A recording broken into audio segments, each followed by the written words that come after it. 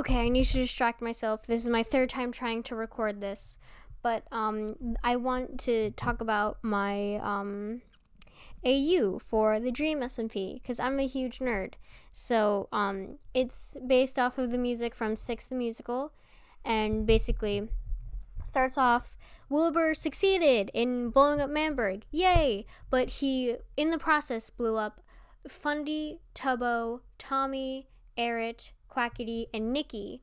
And we can see them, he sees them as basically just disposable lives that helped him get his position of power back. And so he goes to bed that night, but is suddenly haunted by their spirits. And they're pissed, obviously, because, like, hey, you saw us as disposable lives? No, we're not. We actually, like, had stuff going on besides your little show or whatever. And so, basically, all the songs are them trying to explain, hey, you have to understand that what you did was bad, and we aren't just disposable lives for your little, like, politics or whatever. And so I'm going to be explaining to the best of my abilities my ideas for I Don't Need Your Love, from the views of Niki Niachu, our favorite. So they all have their own ways of like showing Wilbur what they had like going on, but Niki's is very simplistic. It gets to the point and it hits hard. So right now Wilbur wakes up, it's like cold open, wakes up in her bakery, and the first two lines he's like, whoa, who's that, who's saying that? So he's looking around, no, gets up, looking around. Alright, I miss you every day. That's when he sees, oh my gosh, Niki's writing me a letter, but it's not her. She's in like her Lomanberg uniform, but it's very tattered, it's very torn. You can see like sleeves are open and stuff. And like you can see that she's planning on running away, but she's writing like, I don't want to say a final letter to Wilbur because it sounds like she's like gonna die, but she's just like running away, probably cutting off contact with him. And she's probably going to start a new life far away from Poctopia, far from Dream SMP, just to live her life. Love you, boy. I wish that I could stay with you and keep the life I made with you. So basically, there's a lot of talk about life and the futures I've thought of. That's all in reference to the nation of La Manberg, you know, and taking back Manberg. So. And even though this feels so right, I'm holding back the tears tonight. So those two lines are basically like, even though I know this is the best option for me, she's basically going into like the Minecraft version of the witness protection program. And it's like, oh, I know this is the best option for me right now, but I still like, this is why I was brought on. I feel so weird leaving. This is the only area that I've ever known. What's gonna happen now? So basically, holding back the tears tonight. That. It's true. So for that line, we see that, present Niki, ghost Niki, is like behind Wilbur, kind of. Like she appears, and he's like, whoa, oh, Niki Niachu.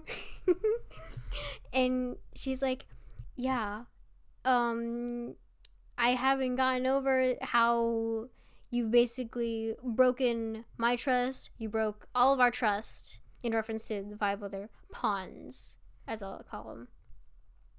As I have built a future in my mind with you, and now the hope is gone, there's nothing left for me to do. You know it isn't true, but I must say to you, So, leading up to that until like the huge piano chord, Ghost Niki and Past Niki were like singing along together, but with different contexts. So, and now the hope is gone. There's nothing left for me to do. You know it isn't true, but I must say to you that I don't need your love. So, Past Niki is very sad about this. She's like, oh, I've just recently come to realize that I don't need to take back L'Manberg with you. It was never my responsibility, and I never had to in the first place. The only thing connecting me to this was the platonic love in this instance, for lack of a better term. So, I forgot where it was. So, yeah, it isn't true, but I must say, alright, so present Niki, like Ghost Niki, is saying this directly to Wilbur instead of just like saying it in a letter. She's like, she's kind of confidently saying, you made me lose hope. I waited for you. I waited for you to take me away from this terrible place, but you never came, and I lost my hope because of you. And then she, but she still realizes that, hey, there's still the platonic love. Again, for lack of a better word, IRL shipping is weird, but she's like, you know that it isn't true, but I have to say this. I don't need your love. Love in this case referencing the fake love that he showed to like try and get them to quote unquote work for him. And then on the chord, the memory cuts to black, and it's just Wilbur staring at Niki in this void. Like, she's the only thing he can look at right now because the rest is just darkness. I don't need your love, no. It'll never be better than it was. Referencing, L'Manberg. No matter what he does. Like, no matter what he does, it'll never be as good as it was. So. Need your love, no. Memory 2. So, excuse me. This is at the Manberg Festival. Niki is obviously not having a pog time. Because, like, this is when she plans on running away. Like, she's done waiting for Wilbur. Like, when everyone's out here, she's gonna run away. So she has like a little satchel. She has the book she's gonna plant with her, and she's just waiting for the perfect time where everyone's away to make her escape. And then I've got no choice. With the king I stay alive. Never had a choice. Been a wife twice before just to survive. I don't know what to do with the wife stuff because again, Sexy Musical. But I've got no choice. With the king, I stay alive. That's kind of like, I guess it's kind of ironic because like when she's with quote unquote Schlatt the king, it's like she does stay alive, but at what cost? But when she was with Wilbur, she died. So irony. I'm going to say never had a choice. Again, she can't leave because she doesn't know what'll happen. She'll obviously become an outcast, but she doesn't want to, I guess, intrude without permission or whatever. I don't know. Been a wife twice before just to survive. No idea. Again, wife stuff. And then Have a choice. If Henry says it's you, then it's you. That's kind of referencing like, hey, you have taxes, so. No matter how I feel, it's what I have to do.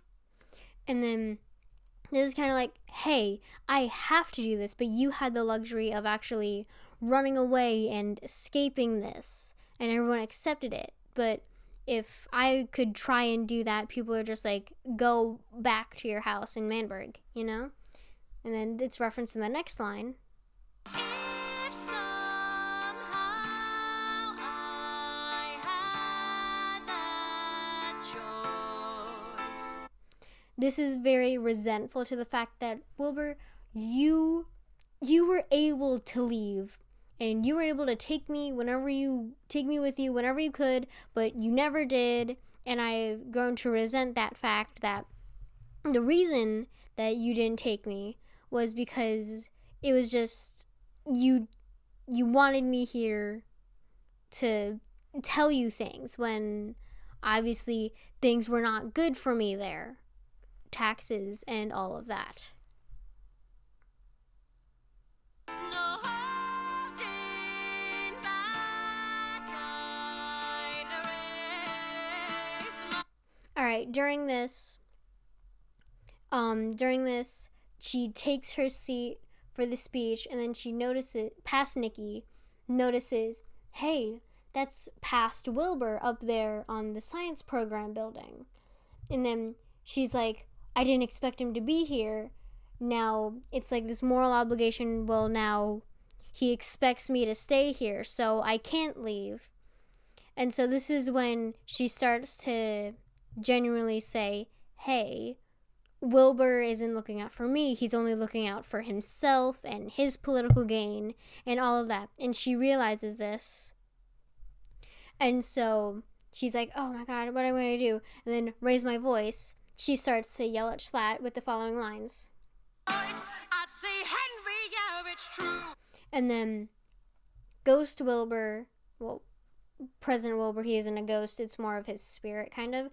He's like kind of standing next to Schlatt, because past Niki is taking out her anger on both Schlatt and Wilbur on just past Schlatt, because she can't rat out Wilbur, because even though she basically resents him at this point, it's just like still this binding moral obligation that she has. So Never belong to you, 'cause I am not your toy to enjoy till there's something new. As if I'm gonna give up my boy, my work, my dreams to care for you. Ha! Darling, get a clue. There's nothing you can do. I don't need your love. again, love's ironic, because quote unquote love, raising taxes, bad life quality, stuff like that. And then love from Wilbur is like the very cold, one-sided, oh, I'm too busy planning the revolution again, kind of side. And so past Niki is yelling this at what she sees as President Schlatt, but what we see as past Schlatt and President Wilbur. And like Ghost Niki's in the back like, you telling me. Oh, no, no, I don't need your love. No, no, there's nothing left to discuss. No, no, but I don't need your love. No, no. Alright, so the next line is, but I can't say that, not to the king. But I can't say that. Not to the king. So that's a very like long, drawn out, emotional line. So we probably see her, instead of leaving like she planned to, taking the fall for, saying that, and she gets like the punishment and stuff for saying all that to Schlatt, even though Wilbur was kind of the one that brought her to saying that. So this is goodbye. All my love, Catherine. Okay, so when she was signing it, this is during, we flash back to the first memory we see. So basically, alright, so Niki first wrote what she said. Alright, it's a little confusing, but she wrote what she said to Schlatt first, and then remembered, hey, I wrote this really good diss on Schlatt. And so she said that. And so it flashes back to her saying, to her writing, but I can't say that, not to Schlatt. So this is goodbye, all my love. See, again, the irony in the word love, because when Niki was writing it, it genuinely meant all my love, Niki. But now it has a new meaning, all of to what she was referring to as all of my ironic love, as in all of my one-sided, cold love. To yeah. Okay. So I sent that letter to my love, got married to the king. Alright, so basically, again, instead of becoming married, she had to stick around. She had to wait again and again because the one chance she had to escape and leave was trodden on by Wilbur's plan to blow up Manberg, and he did. And then technically, the next line is ironic because it became the one who survived. I guess that means, like, she was, like, I guess she was the last one to get blown up. I don't know. It seems a little shallow, but whatever. So sent that letter basically is like she probably just like found Pogtopia, put it in a chest, and then ran back to Manberg just in time for the speech. One who survived. I've told you about my life, the final why. I told you about my final life, the final pawn, I guess. Because again, this whole AU is about the ghosts of the people Wilbur used to like stand up for themselves and say, hey, you used us. We had our own lives and you just ended it because you thought we were just replaceable, but we aren't. Whoopsies. Why should that story be the one I have to sing about just to win? I'm out.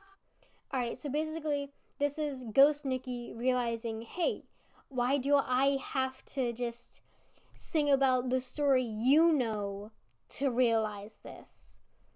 And then she starts singing about what she did on her own. She did the bakery, like here. That's not my story. She did the bakery, she did the flag, she did the haunted house, she did all of this stuff, you know? I wrote books and psalms and meditations for female education, so all my women can independently study scripture. I even got a woman to paint my picture. Why can't I tell that story? 'Cause in history, I'm Alright, so we're back in that void, and then Niki has this like spotlight on her, and she's like fierce, but Wilbur's like, whoa, what's happening? And then the line is, because in his story, I'm fixed as one of 6. On that beat of 6, 5 other spotlights show on Fundy, Tubbo, Tommy, Eret, and Quackity, like lined up next to her, and they're all like pissed because they've been like seeing like how Niki's been treated. Some of them didn't know how she was treated, but they're like, oh my god, this happened? And now like they're even more pissed than they were before because like not only did Wilbur do that stuff to them separately, but like, oh my god, no one touches my girl Niki. And then like they're like that for each other, you know? So one of 6 and without him. okay, so during this line they kind of like circle around him and enclose him, and he's like, oh my god, oh my god. And then the line goes, I disappear. and they all kind of like fade away very Infinity War style. And he's like, whoa, I did that. I made them disappear, but in real life, quote unquote. And then it's like, I disappear. And Niki is the last one because I feel like she did the most, you know, like separate from Wilbur story wise, you know? And so so it fades away slowly but surely, and it ends up back at Niki until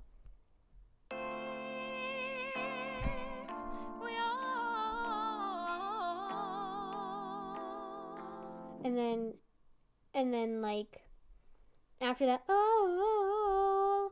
it's kind of like Wilbur left alone to marinate with his thoughts, but not for long because. And then here's where it gets a little more complicated. So now everyone gets introduced I'm not gonna be sticking to like who I cast as the queens and the SMP characters because I only recently started listening to it and I can't tell the voices apart yet. So I'm just gonna go by which lines sound the most like the people. So we had no choice, but now it's us alone. So I kind of see that as Tommy saying, so we had no choice. No, Tubbo's saying, so we had no choice, because again, Tubbo, Tommy, Wilbur, and then Tommy says, but now it's us alone, referencing to when he and Tubbo was like, what if we just run away, you know? And then No choice. No, we've got no choice. So that's what I imagine as Fundy and Eret. So Eret's like, so we got no choice, and then Fundy is the echo, no, we got no choice, and then quackity comes in like, we're taking back the microphone. and then Niki comes back in like, and during all of this, they're like passing Wilbur, giving him looks, and then It's my voice. They always said we need your love, but alright, so love again in this instance is basically referring to an ironic sense of devotation. Like they were very devoted to helping the cause, but Wilbur wasn't devoted to them as people. He was devoted to them as pieces in a puzzle, parts of his plan. So for us to rise up, it's what went down in history. again, history, his story, what Wilbur first thought happened, like, oops, killed them all, whatever, I'm back as president, you know? But tonight I'm singing this for me.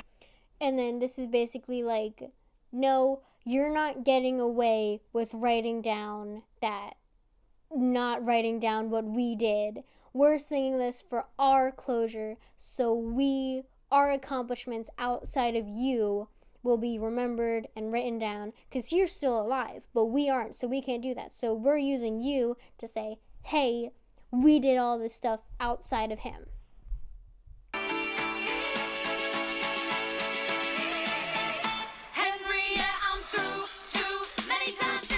Alright, so I imagine this part is they're realizing they got their point across to Wilbur, and so their job is done. They don't have to haunt him anymore.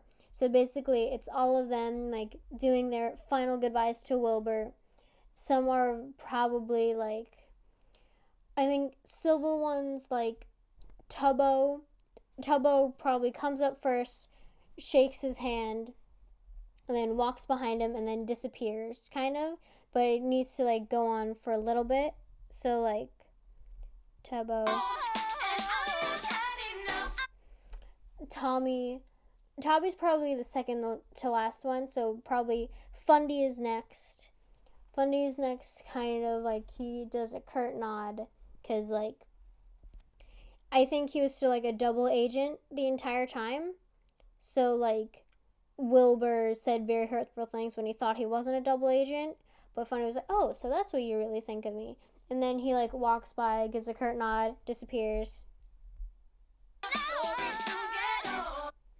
And then next up is probably Quackity. He probably does some funny. No, next up is Eret. And he's like, I want to picture him kind of taller than Wilbur in this instance, where he's like, you used me as political bait, you used me as a running joke, and I thought you were bigger than that. So he like looks down on him, like, you know, giving him the eye, and then he like pushes past him kind of, and then I imagine Quackity comes in and he probably like puts his hand out and then like misdirection, like kicks him in the shins or something. I don't know, something very Big Q-esque. And then Tommy's the second to last one. Yeah, second to last.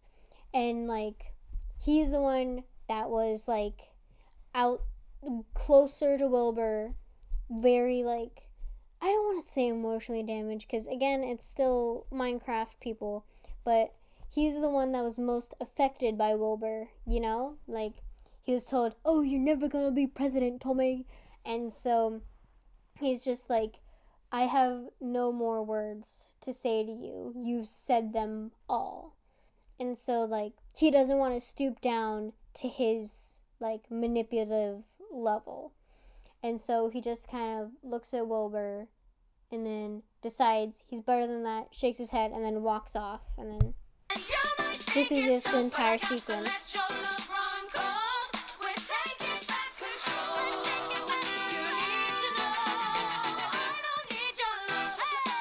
Yeah, this is, sorry, I went too early. This is basically that.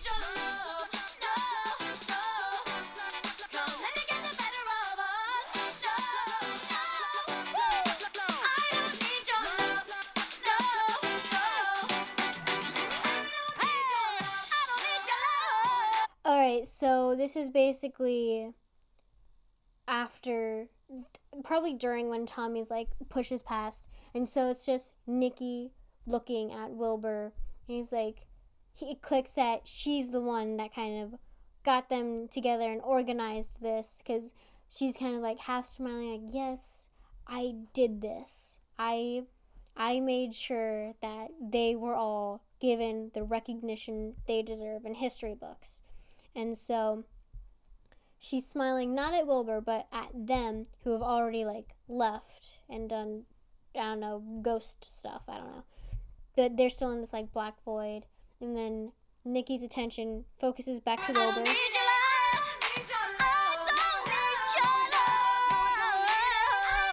And then she kind of like steps forward. And then on one of the final "I don't need your loves," hold on. This is when she's like stepping near him. It's on probably this one. "I don't need your love." Hold on, let me replay it. Alright, she says that, she walks past, and then she disappears, but, so it's just Wilbur, right?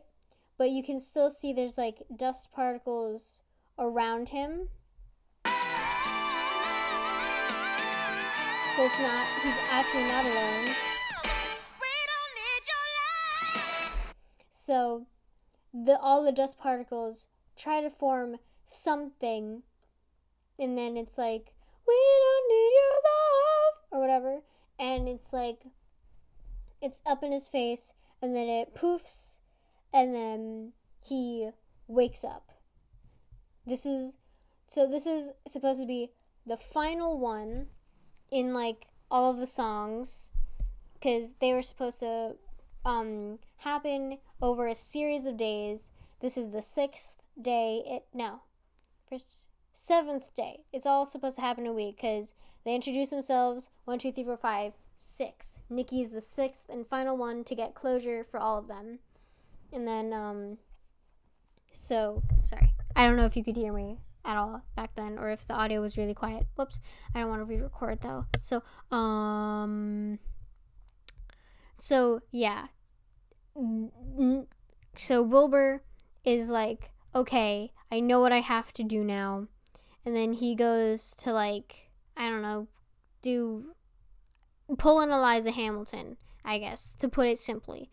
And so it closes with, I really want to do something with like how they are brought back to life. Like with Wilbur realizing this, they're like brought back to life, and then but they're still like on iffy terms with Wilbur, and then that's like a whole nother musical. So I guess that's it. In conclusion, Niki's the main character, and I might do this with all of the other songs. Wow, this is almost 30 minutes. So quickly subscribe, like, share it if you want. And I'm trying to get a clean 30 minutes. 5, 4, 3, 2, 1. Bye-bye.